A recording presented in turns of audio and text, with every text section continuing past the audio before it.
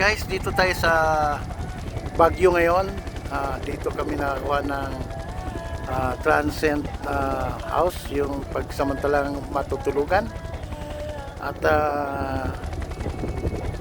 tapos na kami nagpasyal kanina. Ngayon ang check-in ay 2 p.m. So nandito na kami magpapahinga. Medyo talagang malamig ang simoy ng hangin dito, at saka dito ang makikita ang taniman, guys. Yan ang litos. Broccoli. Yan, broccoli ang tanim niyan. Ito natanim na kasi ito yung parang nagbabrown tubig yan, binibisbisan, binusan ng tubig para mabuhay ang bagong seedling. Tapos doon, ito talaga yung hanapbuhay nila. Tapos yung doon parang mga sili din yan.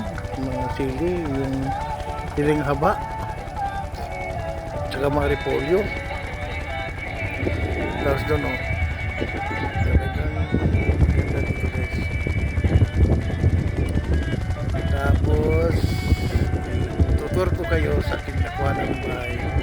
Actually, ito ay kami, 20 person. Piso ay 350 per head. Pero mga lang kami, konti lang kami, hindi kami abot ng 20 person. Ayan, kasi may mga bata.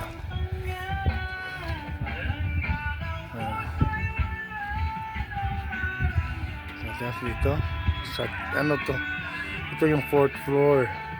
Ang booking namin sa 3rd floor, baba tayo. Ito na pinto.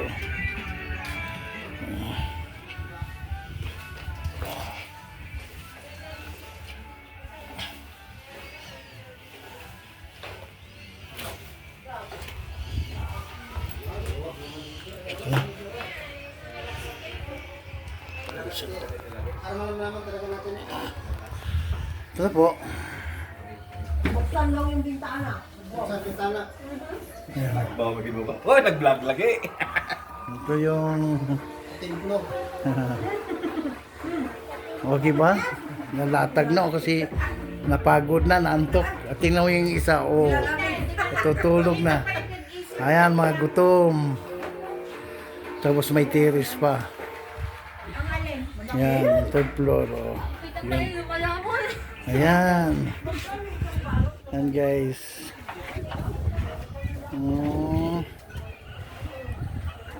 Ilagay ko yung name ng transient sa baba sa comment section, at para ma-PM nyo at ma-search mo yung lugar. Yung SM, Baguio SM nandyan. Ayan. Yung may tulis yung hain, saan na ba yun? Dito. Yung SM ay yung tulis ito. Ayan. Yan ang may tulis. Yan. May building. Tapos sa may kanan, yung may tulis. Yung katabi niya parang may payong. Yan. Yung parang payong yung buko. Yan.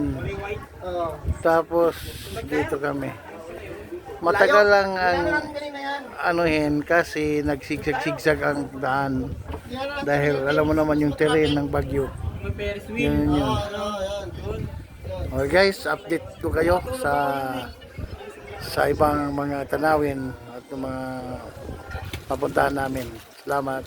Guys, dito tayo sa kusina. Ayan, busy yung mga mami natin, mamis. Hi, mami. Nagluluto. Ayan, Ito po ay kasama sa amenities, yung lutuan, tsaka tubig, tsaka rip.